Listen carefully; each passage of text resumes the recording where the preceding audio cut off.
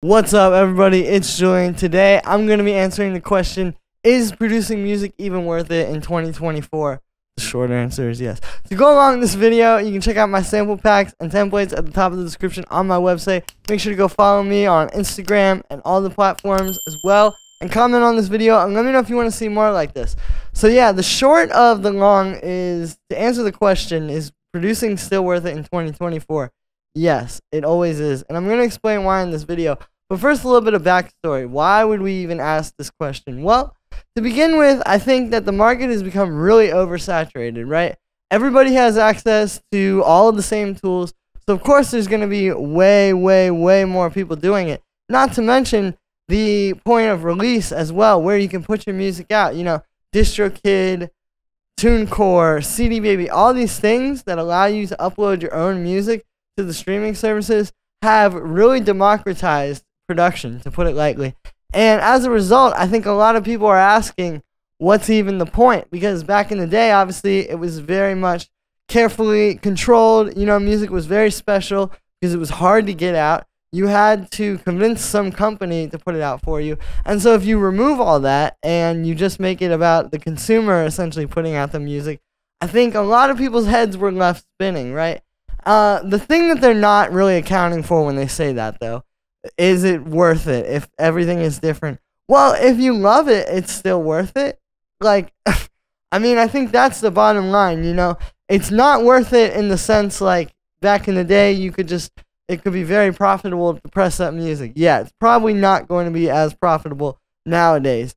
So it's not worth it if you just want a cash grab. But if you actually love making music and you really want to do this and you want to chase that and chase, you know, getting the best sounds, making the best music, getting your music heard, all of that kind of stuff, that is who should do it. So in a way, you know, all of this stuff becoming a lot easier hurt the game a little bit, but it also helped it because now we can get all these people who are very passionate just straight to it, you know? And it's very sobering, too. Keep in mind, back in the day, when all those means of production were controlled, you only heard very polished, carefully crafted things, right?